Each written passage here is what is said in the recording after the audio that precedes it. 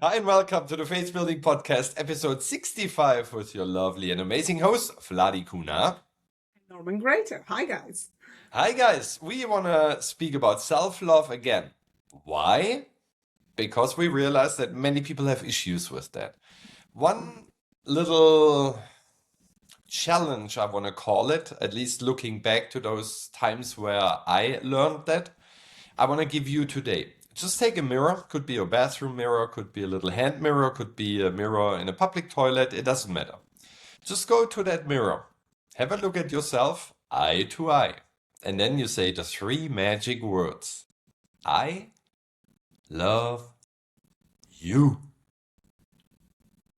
You can also say I love me because you look at yourself, it doesn't matter, because you talk to yourself. And see how easy that goes for you. And probably you realize, if you're like me back then, many years ago, that you say, the I was quite clear. I said, what was my text? I love you. I love you. Okay, okay, got it. I love. I could not get those three words out looking at myself. Now, what can you do to overcome that? Because to tell yourself that you love yourself and that you love you, no matter the circumstances, no matter the opinions from outside, no matter what has happened so far in your life that made you probably hurt or doubting or challenge you in various ways, we want to give you some advice today, what helps you. And I want to hand it over to Vladi right away because she's the master of self-love. If one has an issue with saying, I love me, I love you into the mirror, what would you suggest? I think the exercise you've given them is really amazing. And it was really, really hard for me too. I remember Louise Hayes, she said, every morning while you're brushing your teeth, so you don't need extra time for it. So if your excuse is that you don't have time, scrape it because you do have time. And the mirror, you always find a mirror. There is no way that you actually have not seen a mirror during the day. I don't believe that. You see a reflection of yourself or selfies or in the phone. And she explained to us this amazing practice that you look in one of your eyes, right in the middle of your eye. You cannot, I'm pretty sure you know this, you cannot look into the both middle of your own eyes in the mirror at the same time. So you're either focusing on the right or you're focusing on the left.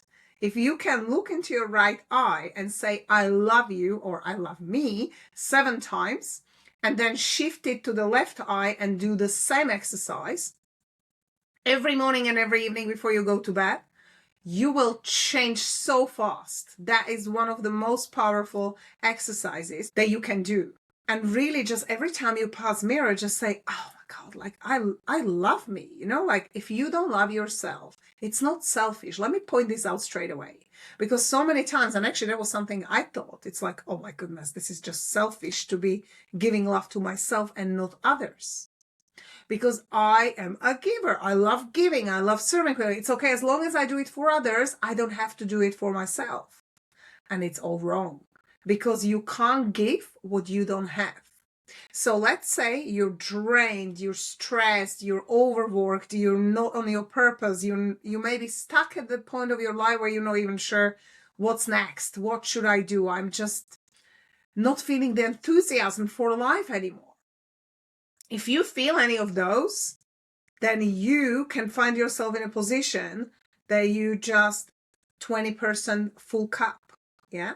So even if you're giving everyone, your wife, your kids, your partner, your work, your business, your health, 100%, what you perceive you're giving 100%, but you're only giving 100% of the 20% of the cup full. So you cannot give what you don't have. So then it drains you even more because you need to fill your cup and then it's overflowing. So it's much better to be giving people attention, helping them, loving them, sending them when your cup is full. So again, you cannot give what you don't have. And it really was one of those things I had to think a lot because it comes and starts in childhood. And I remember my childhood expert, when I did the course with her, she said, it's really interesting because sometimes people say, oh, I love you. And then people have a need to say, but I love you more. Self-love If you really value yourself and you love yourself and others, you never say that. Why? Because there's no more. I love you. It's a full sentence. Enough. There is a dot. I love you dot. There doesn't need to be I love you more, because then there's a need of overriding, and love is love. It's not love and love more and love even more and love infinity. And actually, I love that phrase, I love you infinity times infinity. I say it to my kids all the time, and I write on the notes. However, if there isn't I love you more, I love you and I love you, it's enough. But you may be in that where from the childhood you adopted that, oh, but I need you to love me more. Because if you don't love me more, but you're actually requiring someone to give you something, and it's a needy love. It's not really the unconditional deep gratitude for love. It's the attention, really. You're seeking for attention and approval. That kind of love requires this more. Norman, what do you think? I love that. When you mentioned Louise Hay and her 7 times, I love you or I love me in the mirror, I just thought about a shopping center. And there are so many mirrors in the shopping center. There are so many reflections from the windows in the shops. As a beginner, you could just pass by, and whenever you realize, not your shadow, but your reflection in kind of a mirror in the store, you just say very quietly in your mind, I love you. And if you're a little bit advanced, you say it out loud, but you whisper, I love you. And if you're professional, you make it a game. Imagine you walk there, you have your hands full with your bags, and you just see the reflection in the mirror of the shop.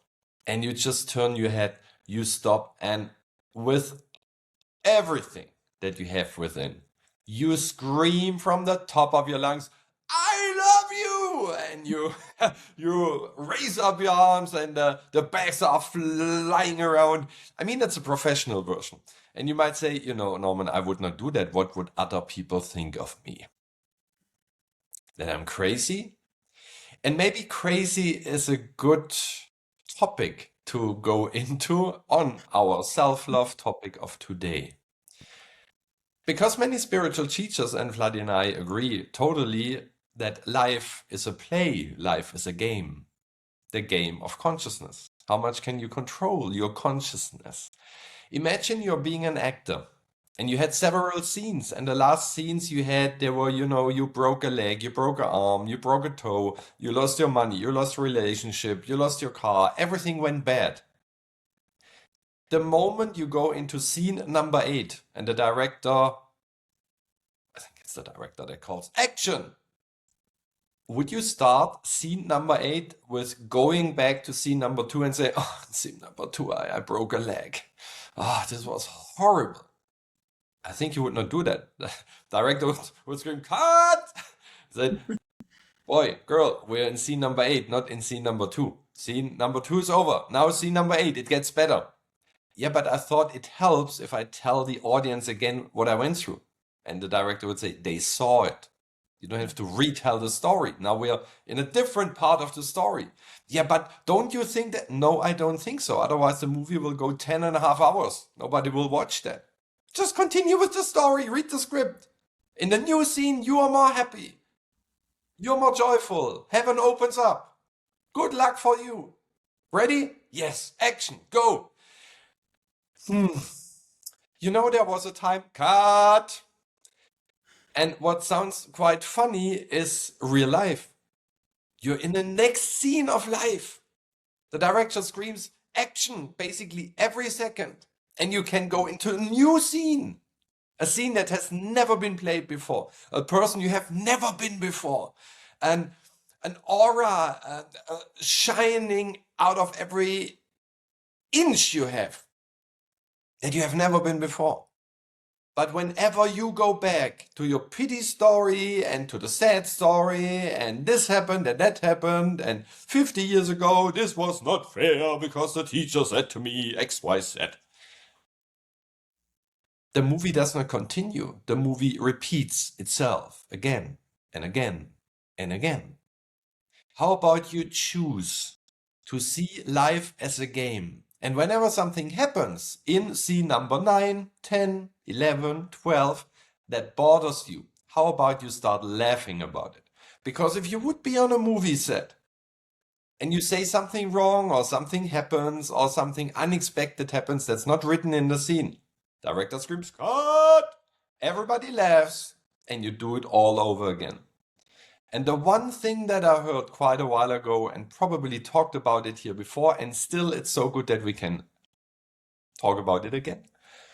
If you would laugh about the situation in the future, that you say, oh, somebody hit my car.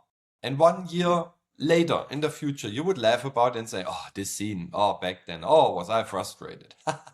But now, after 1 year, it has no value anymore. It has no power, no pressure anymore. It's just a thing that happened a year ago. You say, gone. If you can laugh about it in a year, and you know that you will laugh about the situation, and you know the situation became better after a year, could you choose to laugh about it right now and realize if the scratch in the car in 1 year is not that bad anymore? Could I start saying, if I'm totally easy about it in a year, how about I start with it now? Now, because now is the next scene. I mean, you can also wait, of course, for a year and be bothered and be hurt and be complaining. But do you think this helps that you can tell yourself that you love you? Because you said, I parked the car at the wrong spot. I parked next to the wrong person in the parking garage. It's all about hitting yourself all the time. Rather than saying, hey, it's my movie, it's my scene. I can be creative, I can be more joyful, and I do more things that just make me happy. What do you think, Vladi? I love the stories you're telling, and it really brought the scene of me sitting in a restaurant where I was just alone. And as Norman was talking about, I remember so many people ask us, like, how do you know that you love yourself? You're happy with yourself. You're happy sitting alone with your own thoughts. And you're happy to go to the restaurant alone. We have this addiction, or it's been conditioned into us. And especially when you're talking about movies and action, it's like it's really cut the old paradigms and just make a decision, who would I love to be now? Because if you keep going and replaying and trying to get back to the story and to retell the story, that's what's happening inside of your head. You're retelling the old stories. It was such a great example. And if you can right now relate it to your own self-talk, it's a huge part of self-love. Because really self-love is the core or foundation is how worthy you feel you are. Like, what is the worthiness? Do you feel you deserve things? Or do you continually have these play scenes and replaying the old scenes and trying to prove your point to telling? Because the story Norman was saying was like, what's the point? Just keep going, because people are watching the movie. They're not interested. They want to know what's next. And you should desire only to know what's next. How can I get better and greater and more loving and lovable and more worthy? And don't worry about what was. You can't change the time you got out of the bed this morning. But Proctor used to say it all the time to us. You can't change it. It just is. But you can change right now how you feel. And if you can make yourself feel better, just a tiny bit better, don't make it too steep gradient, because then if you go all the way to this is who I want to be, yes, live from the end. But every day, take the day as today, I will live this day differently. I will look for opportunities. I will love myself. I will feel better about myself. Also, when Norman was talking about supermarkets and passing the window, you can just say and look at yourself, because we do see a reflection in the window, windows of the shops and stuff. You're passing by, you look yourself. What do you feel? Do you immediately go in your mind thinking, oh my God, I'm fat? Oh, I need to fix my hair. I need to do this, because then your attention goes where the energy grows. And if you're putting your attention in the lack and what you don't have and how you don't feel well, do not expect to attract anything better for yourself. And it doesn't fuel the cup we're talking about that you need to feel in order to feel the self-love. To feel worthy means I can grab my journal, go to the restaurant, and I was writing there. And the lady kept going, like, and anyone else is coming? Because I've ordered a coffee. She's like, well, are you waiting for someone? Nope, I'm here on myself. But like people say, oh, that's nice, but they don't mean it because they're like, what is she doing here alone? Does she not have any friends? And this is a judgment of many people with a lower consciousness, because when you grow yourself to a certain point, you're seeking that time with yourself. You want to go out and you're happy to be alone.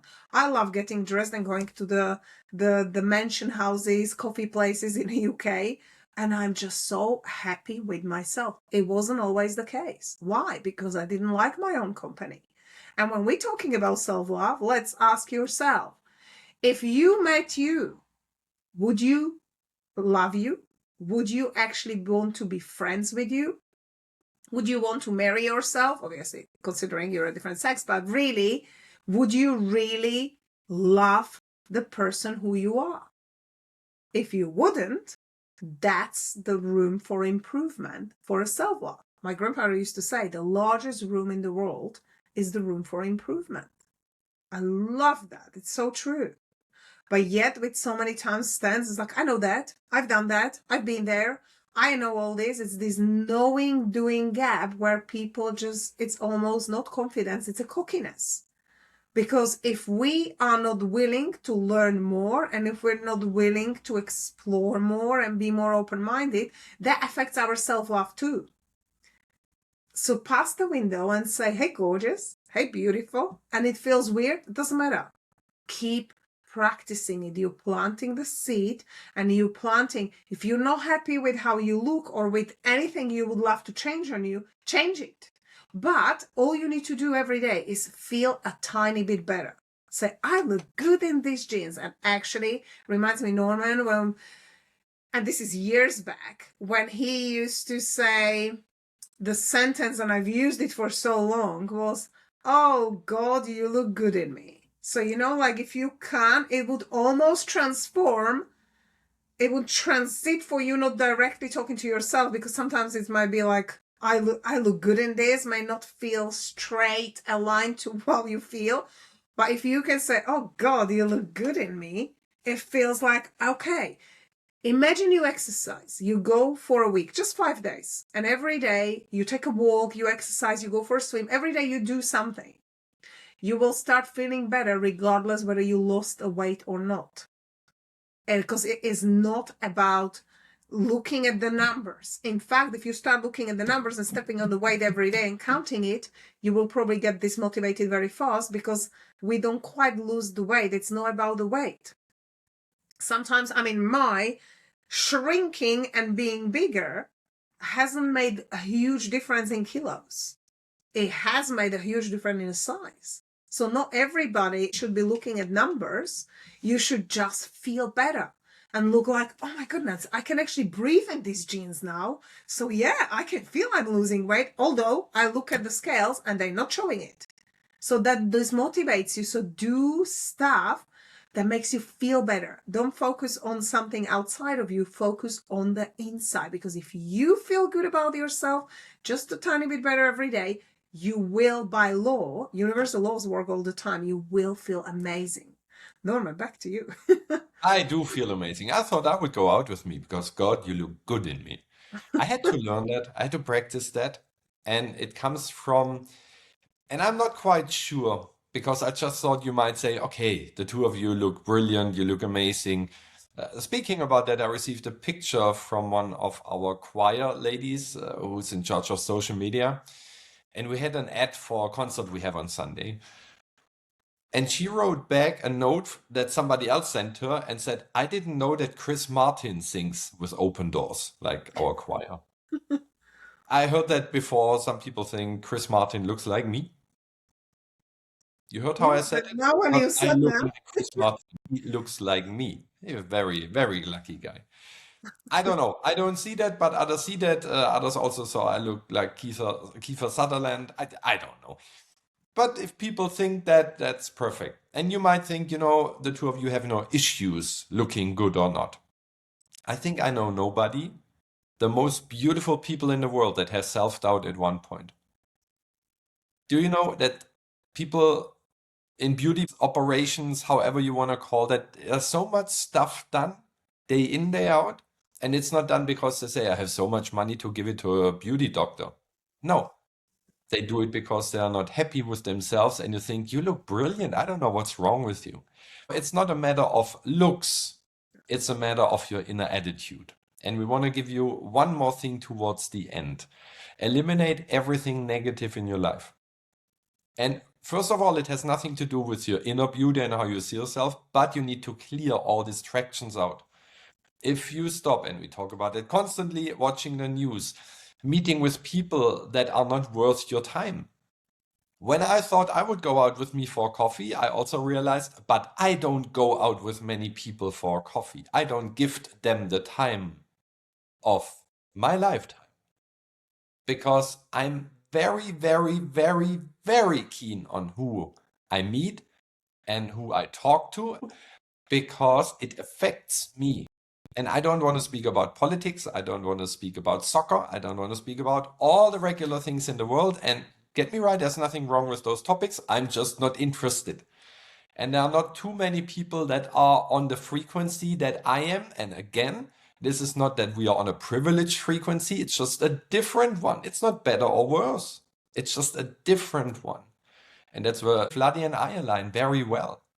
But we would not go to many places. Just be aware that just because what Vladi said, sitting in a cafe alone, that you say, I feel so bad sitting there alone, so I rather go with the negative people that I don't feel alone. It's a choice, but does it help you to grow your self-esteem? Or is it just a plaster on an open wound? So eliminate everything that's negative in your life and set very small goals, what Vladi said. Don't look at each and every kilo and those stuff. Just say, I want to be healthier today. Yes, then take the stairs 2 more times than usual. You became 2 flights of stairs healthier than usual. Instead of saying, I need to fit in this pants, I need to lose so many kilos. It's all too big. Set very tiny goals. And then at the end, if you say, I achieved 10 goals today, you pat yourself on the back, you feel great, and you do that every day. Rather saying, no, when I lost 20 kilos, then I'm happy. But this never happens, so you will never be happy. What a stupid goal. Set small, tiny little goals. And we wish you a lot of joy and fun doing that. Be playful, be joyful, smile at yourself very often. And Vladi, do you want to close today's call with one last brilliant idea? I'll just say this. The 5 people you're surrounding yourself, you become average of them. So really pay attention to who you surround yourself with, because the way you think, the way you feel, to make your decisions, you make your investments, everything's tied to the 5 people that are around you. Who is your tribe? Think about that and love yourself. Look in a mirror and say, I love you. And that's what we leave you with. And we can talk about attitude next week. And until then, love you and leave you guys. Thank you for watching us. We love you. Bye bye. Bye.